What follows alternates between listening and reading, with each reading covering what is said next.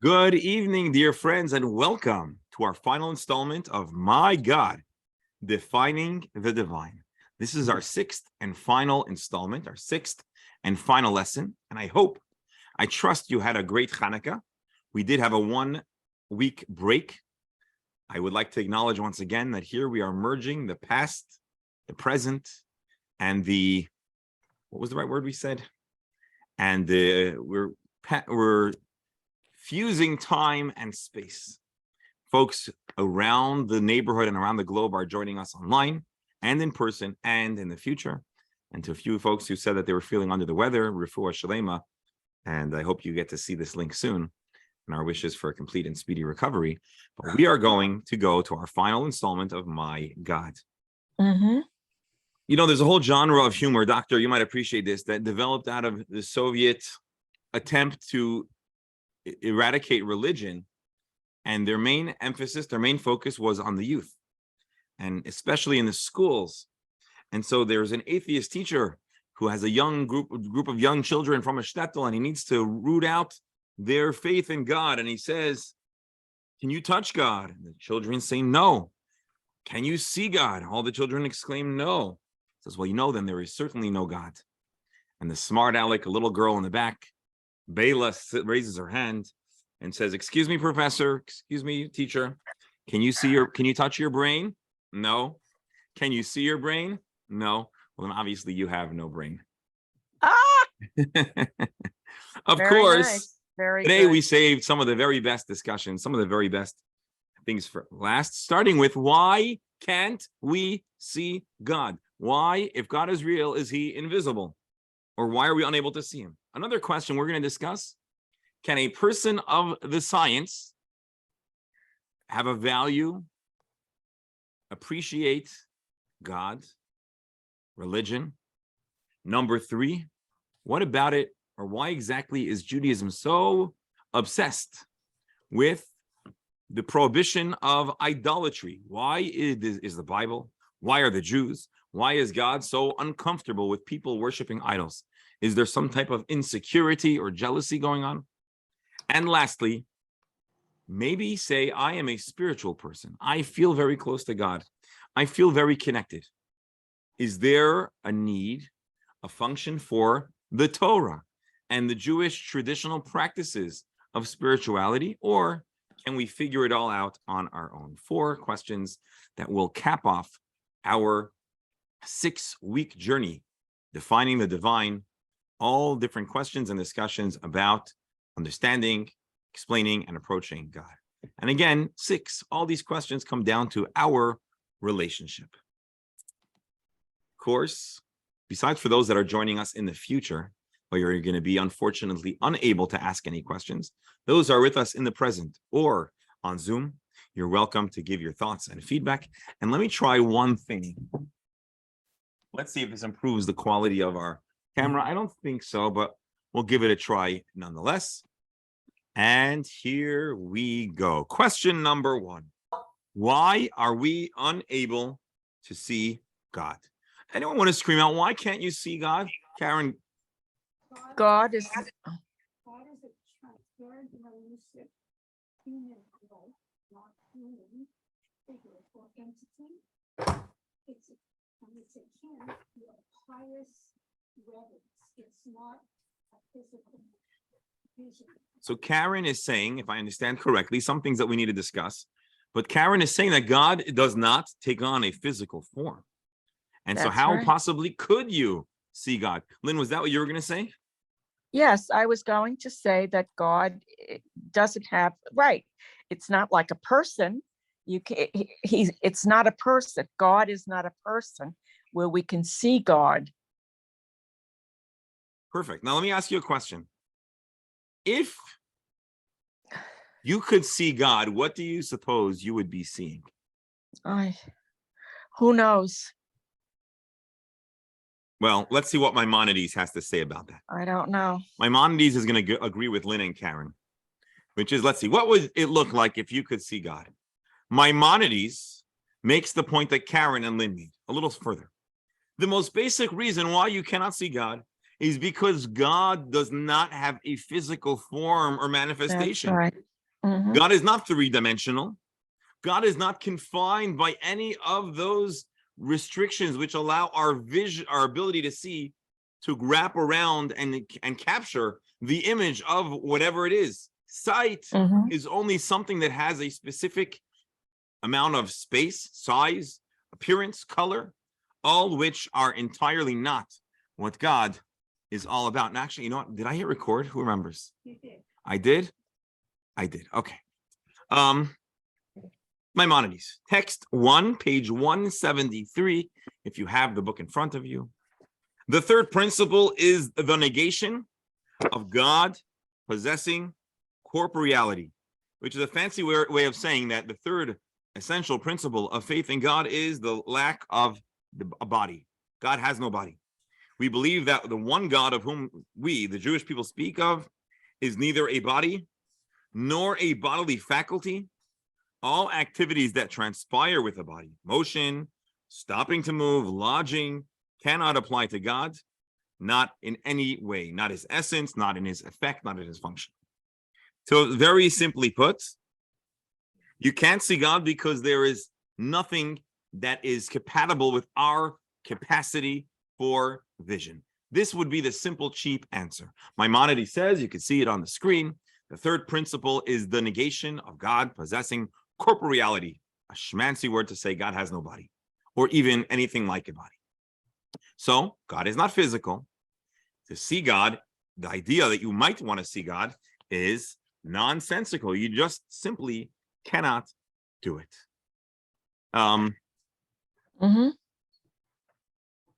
Now, if someone tells you that they saw God, what can you infer from that comment? So there's a very fascinating philosopher called Dr. Irving Bloch. He had a PhD of philosophy. He taught, I think, for many years in Ontario, Canada, in the University of Ontario, I believe. I think we should have his bio. Let's see, he was born in Nashville, Tennessee, PhD philosophy from Harvard. He was a professor of philosophy at the University of Western Ontario. His expertise was in Aristotle and other philosophers. Anyways, so he writes a very interesting thing. What do you make of if somebody tells you they saw God? So there's some philosophers, he writes, this is text 2, page 174, such as N.R. Hansen, who argue that as a matter of fact, there is at present no such evidence for God, but there could be in the future. And what would that evidence look like, says Hansen? The heaven opens, the clouds pull apart, revealing an unbelievably immense and radiant Zeus-like figure towering up above us like 100 Everests. He frowns darkly as lightning plays across the features of his Michelangeloid face.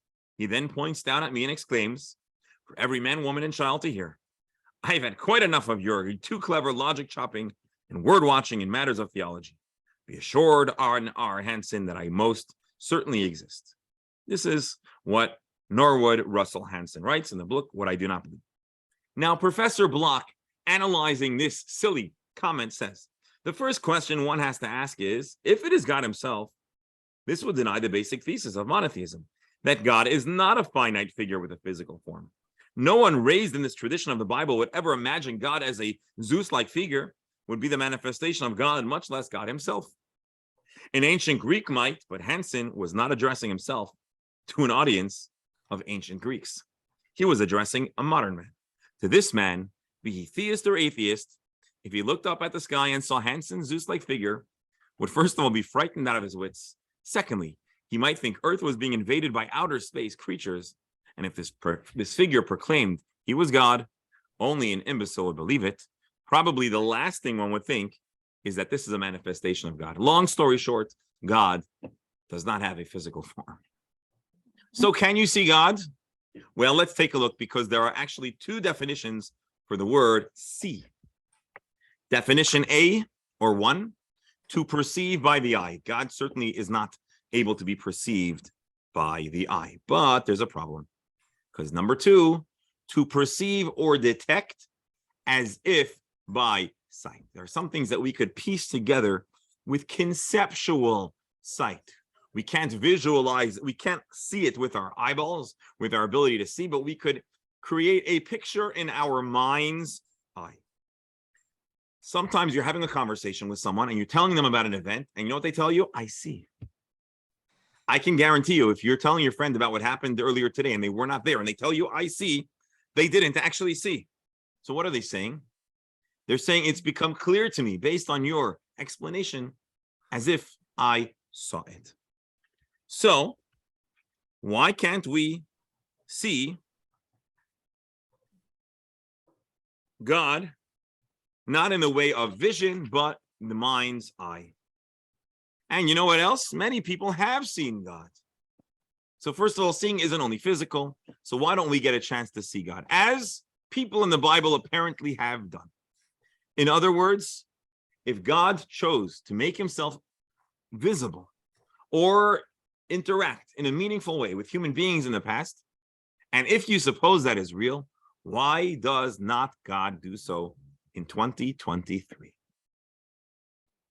Well, if you'll take a fast look on page 176, text 3a, we find an interesting analogy from the Mechilta, which is an early Midrashic work. A human king arrives in a province accompanied by his inner circle. Warriors ride at his side, and he's preceded and followed by legions of soldiers. Yet because he is human-like all others, everyone asks, which one is the king? And usually you can tell by the clothing he wears, or the chariot he rides, or his position in the formation. However, when God was revealed at the sea, no one needed to ask who is the king. They right away knew this is the king. So we see that there was such a thing as an experience of perceiving God. Text 3b, God spoke to Moses, and he says, tell the children of Israel, you have seen. So we see that the Jewish people in past times have had prophetic visions, images of God, whatever that quite looked like. Now, what do you think it looked like? So let's see Rabbi Schneur Zalman of Liadi, the Balatanya, the Alter Rebbe, page 178, text 4. He says, Moses and the prophets apprehended God with the scripture referred to as actual vision. Now, clearly, the expression seeing is meant as a metaphor, in a metaphorical sense. Does not refer to literal sight by the physical eye. Nevertheless, the analog needs to resemble the analogy. Therefore, Onkelos translates, that prophetic vision must be a form of grasping the essence. So human beings, prophets, didn't actually have a vision of something they saw like you and I see something, but they had a deep sense of comprehension. They experienced something that was real and tangible to them. Why don't we get that? So you know why? Why do you want to see God to begin with? What would you hope to accomplish by seeing God? Why should God show himself to you? Anyone? Is there a reason to see God? I think that God communicated to Moses, but I think all the other times he communicates to the flock by in their dream, unless I'm mistaken. Right. So God communicates. You're correct. God communicates to different people, different prophets at different times in different manners. So if you see, but we're asking Doctor today if you would say that you would like to see God, or that there would be some kind of value to seeing God. What might that be? So I'll tell you what I think some people would say. If I would see God like the people of times past, I would be a different human being. I would do everything that I thought God wanted of me. But I never saw God. And so you can't blame me for making mistakes that aren't and doing things that are inconsistent with what I imagine my God would like. And so the answer that I would give is that although the entire Jewish nation saw God, whatever that means, they experienced God at the Red Sea and at Mount Sinai, and there were prophets. You know what happened right after the Jewish people saw God at Mount Sinai? They messed up in the most royal fashion conceivable. They created a golden calf. And we always ask, hey, how did they mess up? And the answer is that seeing is not always believing. Well, they might have believed, but their behavior said something otherwise. And the answer is, for a person to truly change or to absorb something, it needs to be something that comes from within. A relationship that is exclusively initiated by God doesn't really change us and it won't be enduring. It will not last. Just like the Jewish people at Mount Sinai who saw God, whatever that means, but they were not changed. And so they're capable of making a lapse of moral judgment to the greatest extent possible.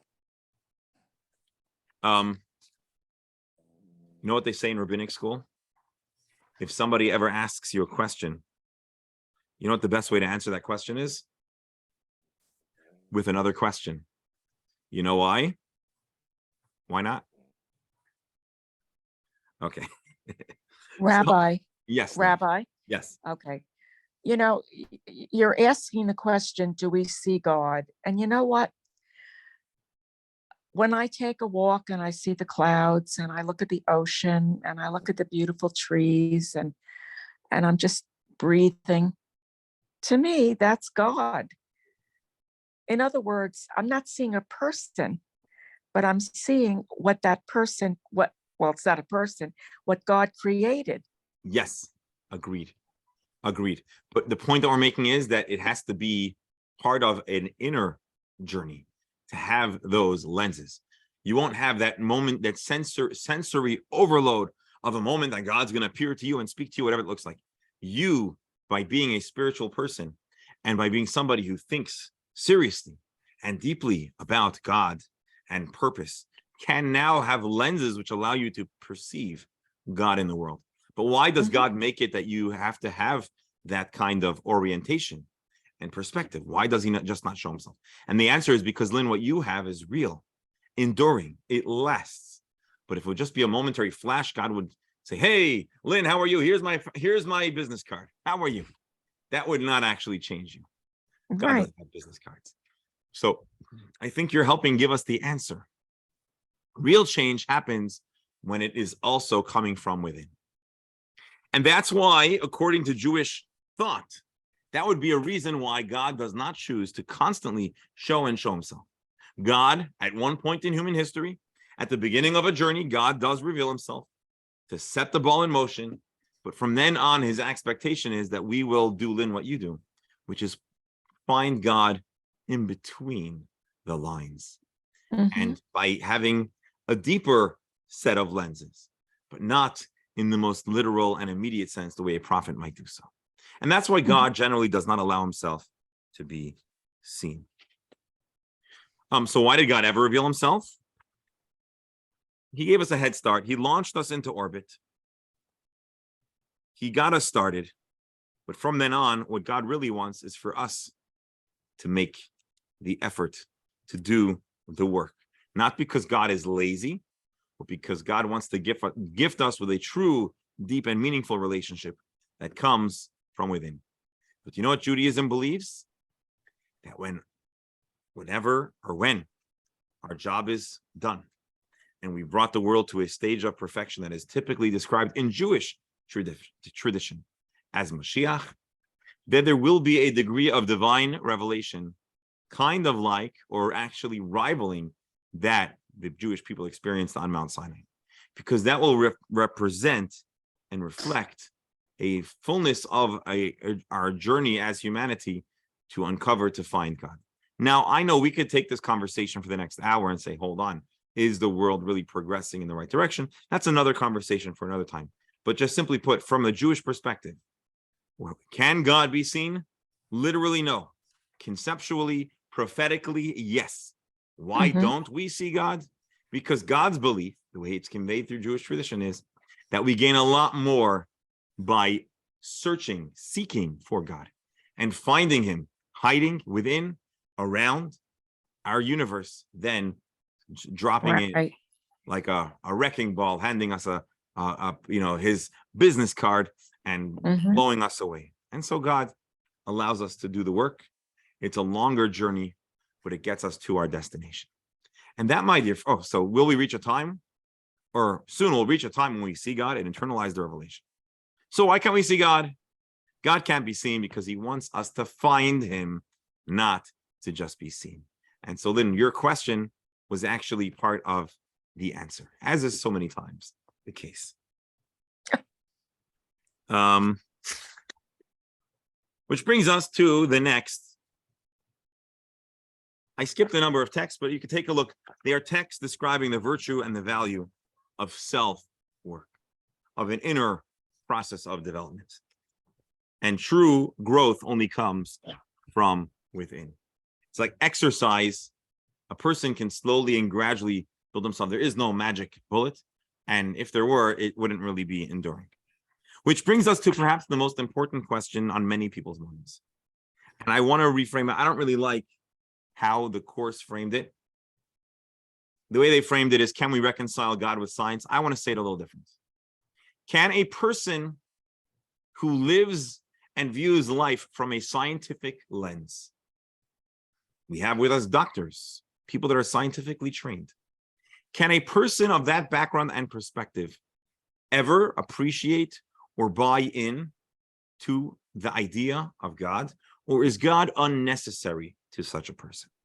So I'm going to ask you to hold off because I have a feeling we're going to say the same thing. But do me a favor, before I finish, if there's anything that you have to add, I would like you to add it, okay?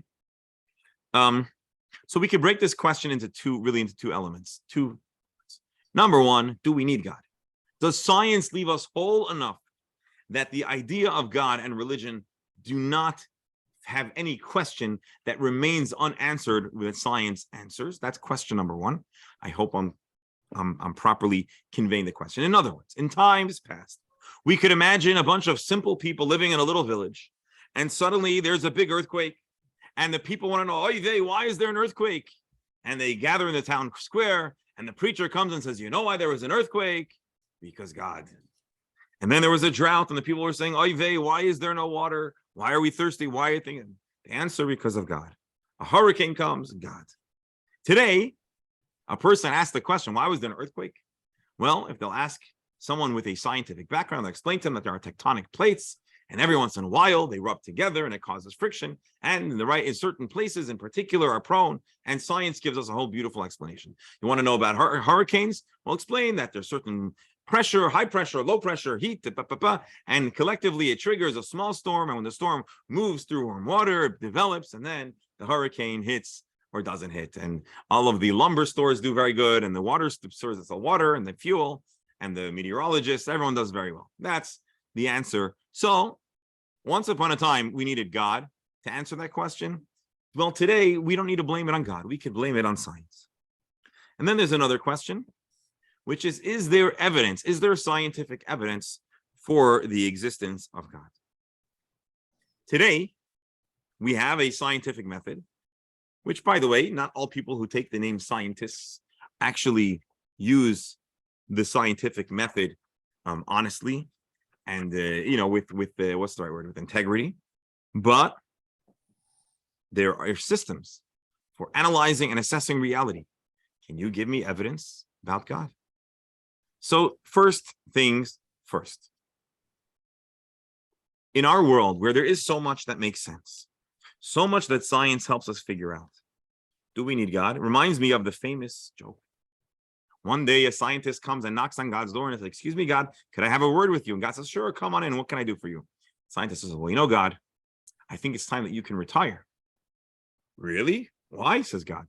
Well, we've invented how to create a human being. And so you're entirely redundant, and you might want to go off and, get a condo, take a sailboat, ride off in the sunset. God says, really? How does that? So he says, sure, let me show you. I'll do a demonstration. He bends down, he starts gathering some earth. Scientist says, you're going to have to make your own earth. Sometimes science can explain the big questions. When it gets to the granular level, to the atomic level,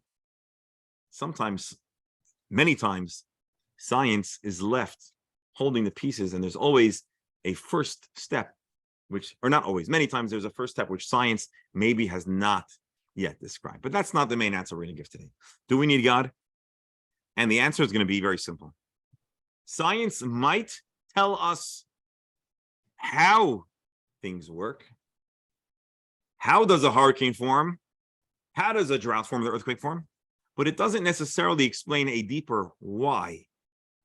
Science might explain the world we find ourselves in, but it's not going to explain why we're in this world and what's expected of us. Science does not answer the questions of meaning, of purpose, of goodness. Science Science is to uncover certain fact patterns and phenomena and to understand. There is a brilliant essay by the late Chief Rabbi Jonathan Sachs, who we love to quote. He was a master in this arena, in this conversation, and I think we have it on video, so bear with me. Let's back up. Do we need God? So Rabbi Sachs says the meaning of the system lies outside the system. Science explains what is, God explains why is. I think part of it is in this film, but I'm going to read this brilliant essay. Actually, it's in a book called The Great Partnership, Science, Religion, and the Search for Meaning. I have a copy, but I don't think it's in the show. I think it's in my house. And he writes, there's absolutely nothing in science, not cosmology, evolutionary biology, neuroscience, to suggest that the universe is bereft of meaning. Nor could there be, since the search for meaning has nothing to do with science and everything to do with religion. Again, we're on page 182. Imagine what it would take to explain to someone who had no conception of money what is involved in withdrawing cash from a dispensing machine. I think we might call that an ATM. He might watch the process 1,000 times, understand precisely the physical properties of the credit card and the dispensing machine, but he'll still have no idea what's really taking place. Explaining the transaction might include a history of the division of labor, exchange, barter, origins of precious metals as currency, the shift from real to nominal value represented by a banknote, what a bank is, a deposit, a withdrawal, what credit is, and so forth. So there's so many things about an ATM that are actually beyond just the technical workings of the ATM. There is an eternal logic of the system, the laws of banking, but the meaning of the system lie elsewhere. And it can only be understood through a sense of wider human context in which it is set. The internal workings of the system do not explain the place the system holds in human life. Reminds me of, my kid says, why we were raising money to build a shul, and he says, why don't you just write a check and pay for it? So kids at a certain point, they don't understand that a check can only pay for something if there's something behind the check. But if you're just observing the technical process of writing the check, $1 million, and just sign it, and so the meaning of a system lies outside the system. Therefore, the meaning of the universe lies outside of the universe. The same is true for science, whose subject is the interrelationship of things within the natural world. Nature is sublimely indifferent to who we are and what we deserve. There is nothing moral about it. It carries no meaning within it. Science tells us how the parts are related, but it cannot tell us what the totality means. Science needs God, even in the part of the universe that science does understand, because science can only explain the physical phenomena that is observable and measured by our instruments, but God, religion, provides moral values, meaning, and purpose. Again, this is Rabbi Sachs, unrivaled in his brilliance and his eloquence. And now let's take a brief look at this video. Let me just make sure that the sound is being shared. Hold on. Optimize for video clips. Share. Speak up if you do not hear the sound.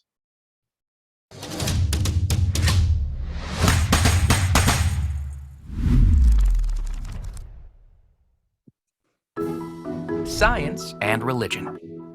Throughout the centuries, practitioners of both have clashed over perceived contradictions. But is there another way?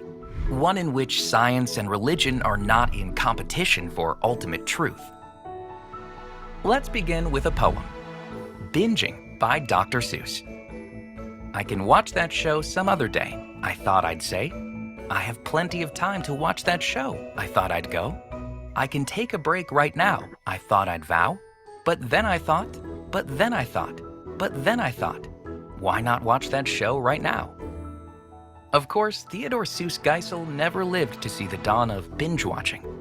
This plausible fabrication was created in under 3 seconds by an artificial intelligence called GPT-3 at the prompting of a New Yorker magazine staff writer who asked the AI to write a Dr. Seuss poem about binge watching Netflix.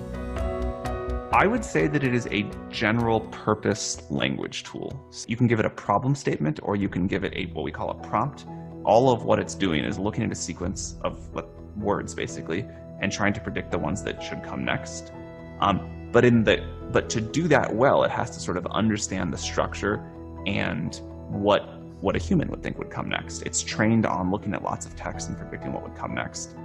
The next time the topic of AI comes up over dinner, you can explain how, in response to write a joke about a rabbi giving a sermon on Shabbat, GPT-3 can calmly spit out, because it was the day of rest. But knowing how something works is only half the equation.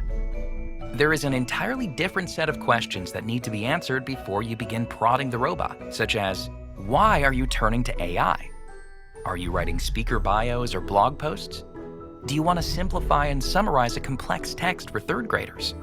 Or are you trying to generate new, creative app ideas?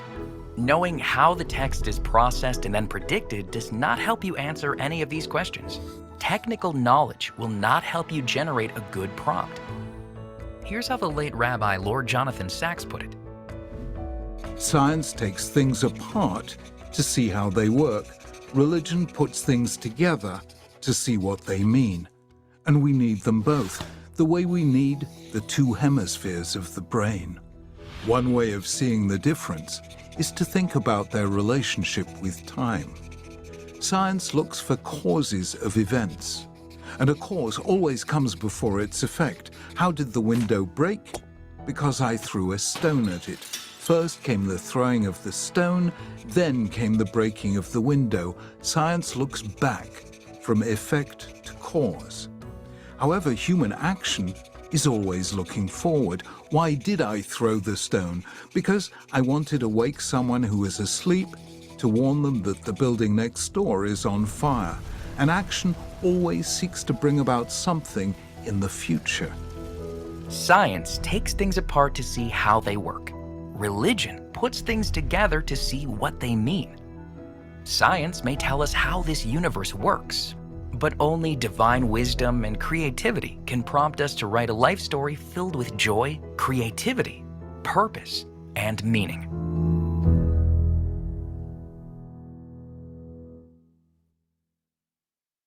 Well, folks, let me see if I can get you all back. Right now, I don't see you. Hold on. Share. There we go. All right. So question number one, does a religious person have a use for God, or does all the things that God used to satisfy now satisfied by science? And the answer, of course, is that whereas science certainly gives a lot of fascinating and necessary insight into how the world works, and many of those insights assist us, for example, in predicting a hurricane or taking a medication or a vaccination to deal with an illness, it doesn't explain to us the why, the how, the morality of it, the sense of purpose, why we exist. And so, as Rabbi Sacks so eloquently says, science and religion are talking to two separate questions, the two different facets of our human existence. Now, you're asking about evidence.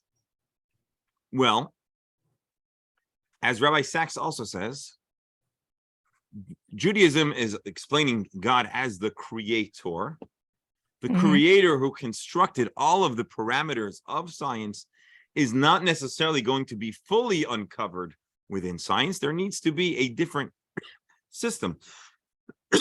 As Rabbi Sacks, no, not. And so here we have an interesting article by Francis Collins, who was once well known for being in charge of the Genome Project. Today, he's well known because he was involved in the CDC.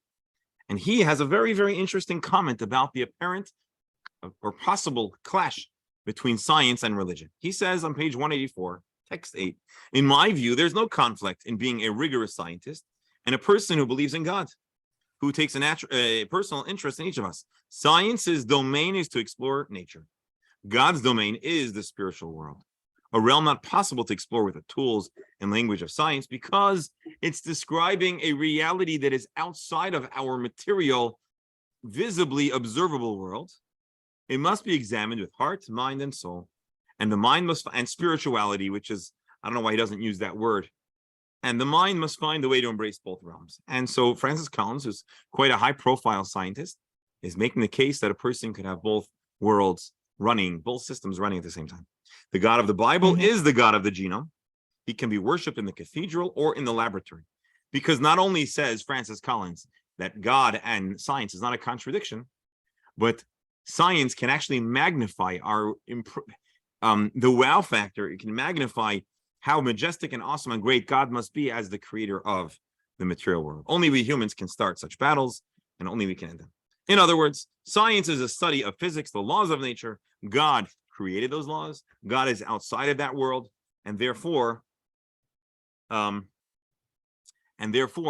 we're not going to uncover God with those same very tools.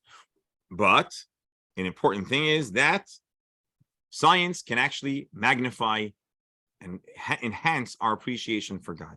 The believer's faith is enhanced by science. When we observe the magnitude of creation, our relationship. Okay, just said the same thing again. That's so, true. can we reconcile God with science? God doesn't need to be reconciled with science. God is addressing a different issue, because although God creates the world, he typically allows the universe to run according to the principles of science. So it's not a contradiction. Science and religion are not incompatible. They are two entirely different tracks, both commenting, informing, and inspiring the same human being. And we need both voices. In the language here of Rabbi Avram Yitzchak HaKohen Kook, one of the most influential rabbis, important in the years leading up to the establishment of the state of Israel, he writes, page 185, that when you recognize, with recognition of existence comes an enduring recognition of the reverence for God. As it says in Isaiah, lift up your eyes and see who created this. So the Bible itself encourages people to observe the greatness, the vastness of the universe, and use that to assist in appreciation of God. That's the second question. In brief, of course, we could spend 6 hours or 60 hours on this topic. There are many fascinating books that work to deal with some of the nitty-gritty questions that are asked, where sometimes the Bible may seem to have something that is either somewhat inconsistent or needs additional workshopping. But in the 30,000 feet bird's eye view, that's the basic gist of things. Science and God are not in conflict. As I saw from another, I think the same Rabbi Block who we quoted, science and religion is not in conflict. Bad religion and bad science could certainly be in a deep state of conflict. So that's from a scientist. Let's go on to our third question. Why is, I'm sorry, Karen, was there something that you wanted to add that we did not address here? Because I know you're. What I say is that for me personally, I'm a scientist. My education and my practice in the career was pure science. But that was totally separate from my innate spirituality. And although the two go hand in hand, one is not. So Karen is giving us a testimonial from her experience, where her career, her training is entirely extremely scientific, and yet her spirituality, which is overwhelming, is also a serious and real part of her personality and her being. But she says they don't run into each other because they run almost as a parallel. And might we say that religion could provide some sense of meaning? You just don't want a rabbi telling you how to conduct your experiment, or you're going to be in trouble, unless the rabbi is also a trained scientist. Very good, thank you. All right, why is Judaism so obsessed with idolatry? Is God jealous? Are we insecure? You know, you open the Bible, and what's like the most famous passage of the Bible? 10 Commandments. Well, we open up the 10 Commandments, and right out of the, right in the outset, the first comment of the 10 Commandments is, I am the Lord your God, exclusive. And the next one is, thou shalt have no other gods. And then about 50 other times in the Bible, it talks about not having other gods and only God, only God. What's going on? Is this a kind of jealousy or insecurity? And what's the big deal? So let's say somebody does believe in more than one God. Is it really the end of the world? And so, first of all, the answer is as follows. The Torah's orientation and training about one God, not having other gods, is not to help God. God is supremely not impacted. God doesn't become less of a God if we don't believe in him or if we believe in two gods. This is meant to be for us.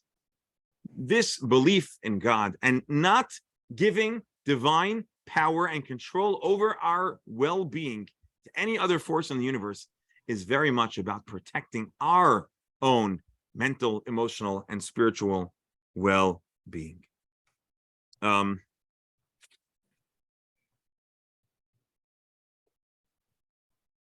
it's all about us. It's all about our perspective. But here's even more important point. Because we think that idolatry is from a world and a time past. If we are studying, if we're archaeologists and we're on a dig in the Amazon, we might find a tribe that worshiped statues. Or if we're in the Far East, or really anywhere in the universe, and we'll find a little statuette, we might be on the cusp of discovering the cultic temple of civilization at whatever X time. But today, really, our bigger issue is maybe atheism or people being agnostic, not idolatry. So should we retire all the passages in the Bible that talk about idolatry? And of course, the answer is idolatry. Well, let's see the class. Is God jealous? What's the significance of one God and how is it relevant now? So idolatry is everywhere. You know why? Abraham wasn't simply trying in a competition for the least number of gods. He got to one, so he won the race. The ultimate purpose is to understand that there's only one God, one agenda.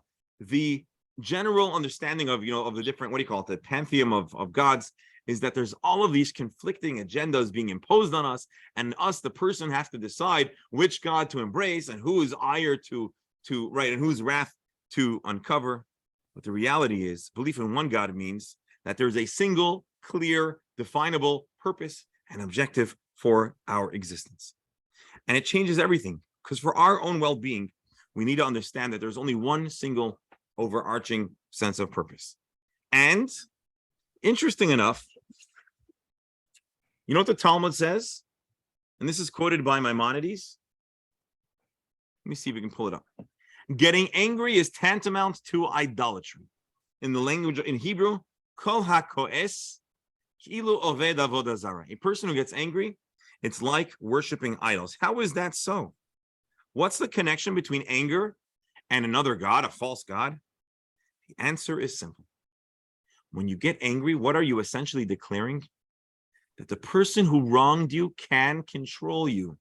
You're giving an almost godlike power to another being. That person ruined my day. He becomes, or she becomes, like the god of your moment. You're giving them control, not only over what happened until now, but control over your present state of mind.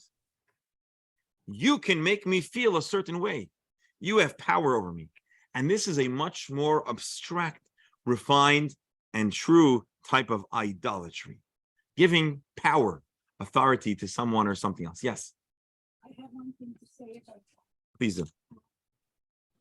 Me, I agree that we can't be angry with the person. But God permits us to be angry with him. Indeed, as we discussed in the earlier course. Yes. We're talking about getting angry at another. There's a fascinating passage in the Bible, in the book of Samuel. Lynn, I know you and we and our Parsha group discussed this, where King David is being lashed out by someone called Shimi ben Gera. And he's accosting King David. And King David's chief of staff says, you know what, let me pull my sword. Let me get rid of that miserable person who's being so disrespectful. You know what King David responds? Why are you getting so hot-headed? What are you getting so nervous? God told him to curse David. How can you challenge God? Now, of course, this bad guy didn't have God whispering in his ear. But what King David was doing is saying, I'm not going to get angry at that person. It's all part of God is the master conductor here. It's all coming from Hashem. So what monotheism does is it allows us to put all of our attention and focus on a single point of reference, a single power who can give us meaning, purpose, and a kind of direction in life. And of course, life's not simple. Many opportunities, many things that are unclear. But as far as what truly has spiritual control and authority, it's all about God. And so when the Torah talks about not having other gods, the Torah is really trying to give, well, no, the Torah is trying to make sure that we're in tune with reality and also a great sense of peace. It's the healthiest thing for us to remember God is in control. I'm saying God we trust, and for all others, it's only cash or credit card, something like that. Anyways, you get the point. And so that, my dear friends, is the third question of tonight. Why is the Torah so worried about idolatry? Are we insecure? Answer, it does sound extreme, but it's not about insecurity. It's about our own well-being, to realize that there aren't 16, 17, 80 different gods pulling us in different directions. Just to recap, Shimei and the King David. Shimei ben Gera was throwing stones and cursing at him. Avishai, lieutenant, wants to kill. Shimei, King David says, let him curse. God told him to curse. It's not God who's cursing me, it's God. Shimei is a tool. Anger is a denial of God and his benevolence. And it gives someone else. So if I'm angry at Hitler, I'm not being godly. You could be angry at Hitler, but the kind of, God made him do that. you know what? I'm going to tap out of that question. Okay. The point is, we're talking about in our own personal life. We can certainly feel angry. We're not saying you shouldn't feel angry. What we're saying is that from a Jewish perspective, everything that happens in our life, let's talk about the small things instead of the big things. If we're going to allow everybody in our life to take a godlike proportion, when we get angry, we're ascribing and giving control over our emotions. I'm not sure how to handle the Hitler question. It's a good one. Let me tap out on that one. Okay. One God is the genesis of the whole thing. I'm sorry. It's the genesis. It's the whole 9 yards. What do you mean? The beginning of it all is with Abraham, with one God. I mean, Yep. it's set. Correct. So we're asking, why is the Bible so? The whole story is about the fact that. Let's get on with it. All right. Thank you, Doctor. I don't know. Placing one's trust in anything other than God's absolute control is the essence of idolatry. So, Doctor, you're asking a good question. The reason why I don't want to address it is because it's something that we talked about in other classes, and I know we'll end up spending the next half hour, which it deserves half an hour. But I just let's go on to the final question, and we can stick around and revisit that if you like, please. Drop it. Why do I need to follow the Torah system to have a relationship with God? Can't I, with my own spirituality, establish my own terms for my relationship with the divine? That's a good question. It's a question I encounter very often. People say, Rabbi, I believe in God. I love God. I'm deeply spiritual. God is in my heart. But Judaism is not really my way of feeling spirituality or connected to God. This is the final question. And again, this is the Jewish Learning Institute. So we're going to convey a Jewish teaching on the subject. Very important, a universal question. This is not a challenge to anyone's sense of spirituality or how you understand things, but this is how Judaism would address the question. You want to hear something very interesting? If you'll join me on page 190. Abraham, the first Jew, has a fascinating biography, starting from when he was a young age. Where do I know this biography from? Well, it's brought in a number of locations, but let's read Maimonides, text 13a. After this mighty personage Abraham was weaned, he began to ponder deeply. Though he was a young child, he began to contemplate by day and night. He had no teacher, no one to inform him. Rather, he was mired in Orcastum's population of foolish idolaters. His father, his mother, all the people around him worshipped idols. He would worship along with them, but his heart was busy thinking, analyzing everything, and gained a clear understanding. Ultimately, he arrived at the true way of understood the path of righteousness through his accurate comprehension. He realized there was but one God, created everything, and there was none among him. Wow, what a story. A little boy uncovers God. It gets worse. Abraham became a rebel, page 191, text 13b. Abraham used his recognition and knowledge of the Creator to formulate presentations for the population of Ur-Kasdim. I don't know if he offered them a free night stay in a hotel, if they'll listen to his presentation, and he would debate with them, informing them they were not following truth. When he won over them with the strength of his logic, the king wished to execute him. His life was spared through a miracle, and he had to run for his life to Haran. He then began a public campaign, loudly proclaiming for all humanity, informing them that in all the universe there is none but one God, and that you should worship him alone. And he continued to publicize this, rallying people in the city after city, kingdom after kingdom. When the people began to rally to him, questioning him regarding his statement, he would explain to each individual as they understood, until he brought back thousands to the true path. What a story! Young Abraham discovering God on his own with the persuasion and the power of persuasion. He attracts a following of thousands. And guess what? This whole story, this most essential part of Abraham's biography, is omitted from the Bible. The 5 books of Moses have no reference. You know, the first time we meet Abraham, he's in his 70s. He's already married to Sarah for a long time. The first introduction to Abraham is on page 193. God said to Abraham, "Go forth from your land, from your birthplace, from your father's house, to the land that I will show you." That's quite an interesting thing. Why would we omit the most important and inspiring part of his bio? You want to hear a very interesting take on this? This is from Well, Rabbi Schneerson. I'm sorry. Rabbi, I'm sorry, I have to ask this question. Go ahead. Well, if that was omitted from the Bible, how did we learn this? It was omitted from the 5 books of Moses, and it is included in the other additional texts of the oral traditions and the Midrash. But it's such an important story, you would think that it would be included in the Bible itself, not just on the secondary sources. It should be in the primary work. So it is, but it is in the It's in the Jewish corpus of knowledge. It's just not included in the 5 books of Moses, which is where you'd expect this kind of story to be. Right. So text 14b, 193. Mhm. The Torah, when introducing Abraham, chooses, I'm paraphrasing, to introduce him at the point where God initiates the relationship by telling him to go forth.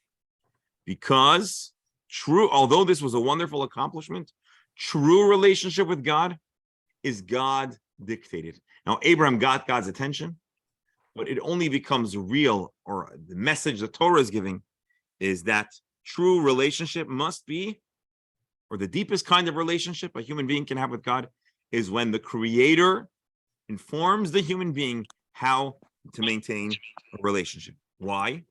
Because God is so great and so beyond our world that if he does not give us the phone to make the call, we cannot possibly fathom the phone number or the technology that might attract and get his attention. In the words of our cute slides over here, let's go back. Abram's story started with attacking his father's idols. He realized there was one God, he convinced so many, but his first mention is not the relationship that results from his own search. It was the relationship with God that resulted from receiving God's instruction. Because it is impossible for us to create. Now, I would use this word differently. We cannot establish the relationship. God gives us the tools to establish the relationship, and our job is to deepen it and make it more real to us. God can decide to initiate a relationship with us. And this is the magic of a mitzvah. What are the mitzvot of the Torah? God is telling human beings who should absolutely not be able to get God's ear. Guess what, human beings? I'm God. I could do anything, and I would love to have a relationship. And here is how. Kind of like if you ever had someone you were a big fan of them. They were your hero. Your best shot at having a meaningful connection is if you're by a concert or by an interaction, they ask you to do something. You're going to be screaming and shouting, whatever. The odds of you getting their attention are very low. And here we're just talking about some celebrity. If they reach out to you, if they call you, hey, come, then all of a sudden, or they need a favor, then all of a sudden you are on their radar. Well, God is so much greater. And so the big mystical idea here is the Kabbalistic teaching of Jewish tradition is that mitzvot are not magic in the literal sense, but it is kind of magical. A human being could have a real, meaningful relationship with God. So why would Judaism tell a person that there is a purpose to follow the Torah? Why don't we just strike it on our own? The answer is that doing a mitzvah allows us to accomplish that which is not possible to achieve through human effort, to connect us with Lesson. Kind of like in some of the science fiction discussions about portals that open up You're searching for the portal. You can't search for it. It has to be presented to you. Well, you have to find them. You can't create it. We cannot scream loud enough to make God interested in our scream. But if God tells us, hey, you know what? I'm going to notice if you do X, well, then all of a sudden God creates the system and the opportunity to connect. And this really kind of concludes our 6-week journey. The idea that the Torah is not just a system, but it's a framework to allow a person to have deep, meaningful, constant relationship with God and to find purpose in every facet of life.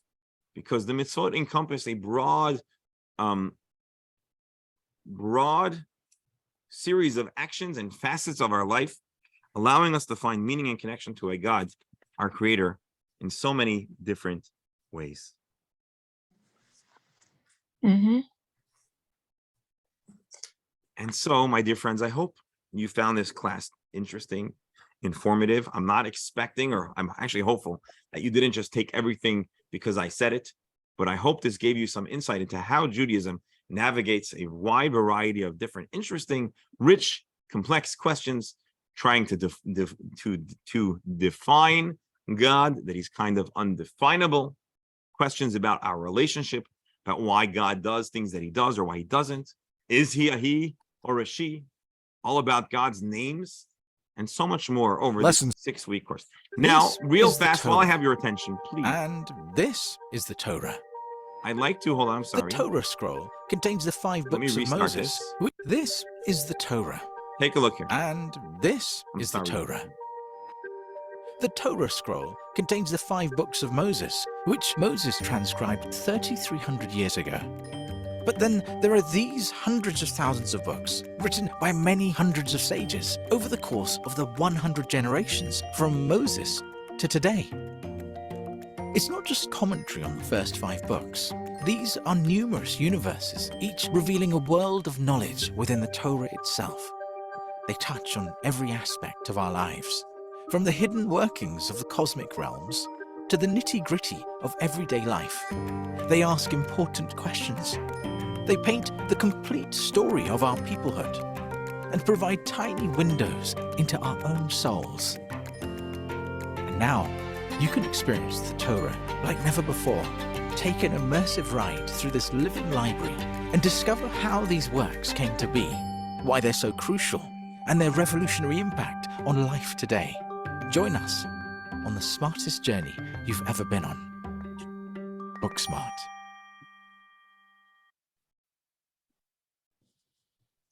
Well, folks, that is a trailer for the next course that's going to start on, well, you know what? That was me January 25th, but it's going to be February for a second. I think I have to check exactly the date. It's the first Wednesday in February, and it's going to, well, that was a very fast-paced trailer, but it's going to try to give, we always have these different questions. What's the Bible? What's the oral tradition? What's this and that? So we're really going to try to give a holistic overview of the corpus of knowledge described as the Torah. And I want to thank you all for joining. Those that are joining here in person, those who are joining on Zoom, and those who are joining on in the future by watching this recording, either because you're traveling or because you weren't feeling well, or because, I don't want to say you were lazy, but if you didn't want to come on in real time, we're happy that you're on board and grateful to have your participation. This concludes the formal part of our 6-week course, My God, Defining the Divine. I'm going to stick on so we can continue our conversation. And I want to wish everyone a wonderful evening. Please go to ChabadOceanDrive.com/JLI if you'd like to sign up for the next course. I personally am very excited about it. It's something that I personally enjoy, and I'm thrilled to be presenting it. And I'd love to have you along for the ride. And thank you all so very